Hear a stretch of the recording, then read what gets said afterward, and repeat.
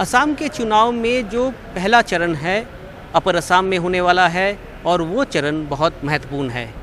इसके पहले देखा गया है जिस किसी भी पार्टी ने पहले चरण में अच्छा प्रदर्शन किया है आगे चल के उसने सरकार बनाया है।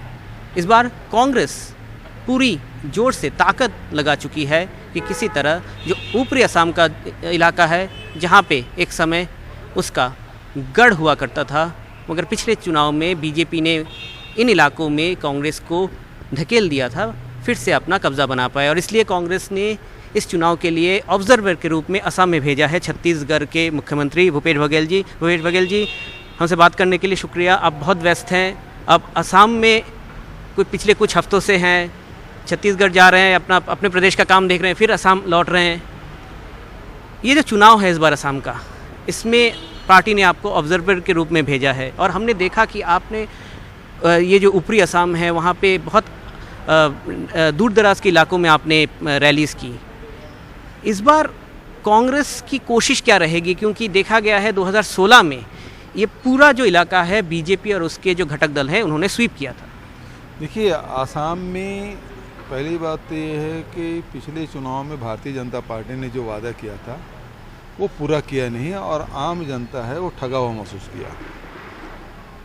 अभी जो हम लोगों ने जो बात कही है कि जो आपको 365 रुपया टी वर्कर्स को देंगे, फिर 200 यूनिट तक की बिजली बिल मुफ्त रहेगा, 2000 जो गृहिणी हैं उसको प्रति माह देने के बाद और 5 लाख लोगों को रोज़गार देने के बाद, और सबसे बड़ी बात ये CAA लागू नहीं होगा जो यहाँ के आसाम के लोगों की भावना है।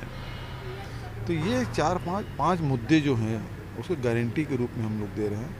और जैसे हम छत्तीसगढ़ में हमने लागू किया है, जो राहुल गांधी जी वहाँ जो वादे किए थे उसे लागू किया, उसी प्रकार से यहाँ भी हम उसे लागू करेंगे। लोगों की विश्वास जगा, भारतीय जनता पार्टी से मोह भंग हुआ और कांग्रेस प्रति विश्वास जगा है और यही कारण से है कि अपार आसाम में अब कांग्रेस की स्थिति बहुत मजबूत है जैसे पहले हुआ करता था। इस बार हमने देखा है कि सिर्फ आप ही नहीं, छत्तीसगढ़ के बहुत नेता यहाँ पे मौजूद थे, आपके कार्यकर्ता, कांग्रेस के कार्यकर्ता असम के जो कांग्रेस के कार्यकर्ता के साथ काम कर रहे हैं। क्या ये कांग्रेस में एक नया मॉडल कांग्रेस ला रही है, क्योंकि इस बार कुछ नए चीज़ कांग्रेस ने दिखाए हैं। आपने AICC, पहले हम देखते थे कि टिकट के लिए लोग AICC के सामने, दफ्तर के सामने कतार में खड़े रहते थे। इस बार AICC की जो स्क्रीनिंग कमेटी यहाँ पे बैठी, हमने देखा कि इस बार जो कैंपेन रहा उसमें भी जो पार्टी प्रोफेशनल लोगों की मदद ली गई। तो क्या कांग्रेस असम चुनाव के साथ अपने को बदलने की कोशिश कर रही है और ये एक्सपेरिमेंट के रूप में भी देख रही है, आगे जाके दूसरे प्रदेशों में भी कांग्रेस ऐसा करने वाली है? उस समय छत्तीसगढ़ में राहुल जी के साथ मिलके एक नया एक्सपेरिमेंट किया था और काफ़ी सफल हुआ। उसमें आपने देखा छत्तीसगढ़ में 3/4 बहुमत से कांग्रेस जीती थी। तो जो वर्किंग हम छत्तीसगढ़ में किए थे वही वर्किंग आसाम में भी किए। कांग्रेस यहाँ मजबूत है, प्रत्येक बूथ में हमारे कांग्रेस के कार्यकर्ता हैं और सबको हम लोगों ने एक सूत्र में पिरो दिया, चाहे नेता हो, चाहे पदाधिकारी हो, चाहे वो कार्यकर्ता हो। तो ये सूत्र में बंध गए और किसी को टिकट के लिए दिल्ली दौड़ लगानी नहीं पड़ी, सब कुछ यहीं कुछ हो गया, स्क्रीनिंग भी हो गया, स्क्रीनिंग टीम भी यहीं आई और सब कुछ स्मूथली हो गया और सारे लोग जुट गए हैं। सारे कार्यकर्ता यदि जुट गए तो फिर उसके बाद कांग्रेस के कार्यकर्ता यदि घर से निकल पड़े तो फिर उसके सामने कोई टिकता नहीं।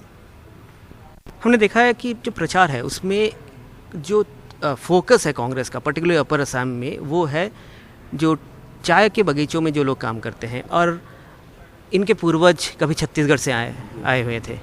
तो क्या ये पुराना जो कनेक्ट है, जो डिस्कनेक्ट हो चुका है, फिर से उसको कनेक्ट करने की कोशिश है आपके द्वारा? देखिए, एक संबंध तो है, 100-150 साल पहले आए, लेकिन उनके रीति रिवाज, खान पान, रहन सहन, बोली भाषा अभी भी वही है।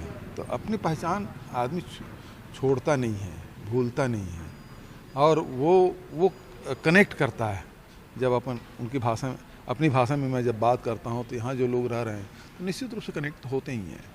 आखिरी सवाल, दूसरे चरण और तीसरे चरण के जो चुनाव हैं उसमें जिन इलाकों में चुनाव है वहाँ पे आपके जो सहयोगी पार्टी है AIUDF या फिर बीपीएफ बोडोलैंड रीजन में, उनका भी कुछ कुछ पॉकेट्स में स्ट्रॉन्ग होल्ड है।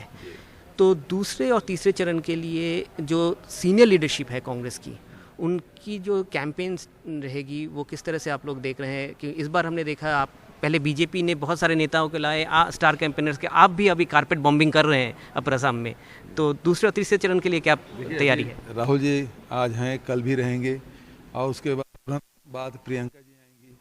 तो लगातार हम लोगों भी नेताओं के यहाँ आगमन हो रहा है और बड़ी बड़ी सभाएं और इंटरेक्शन, वो सारे कार्यक्रम हो रहे हैं। तो दूसरे तीसरे चरण में भी उसी प्रकार से होगा। धन्यवाद सर।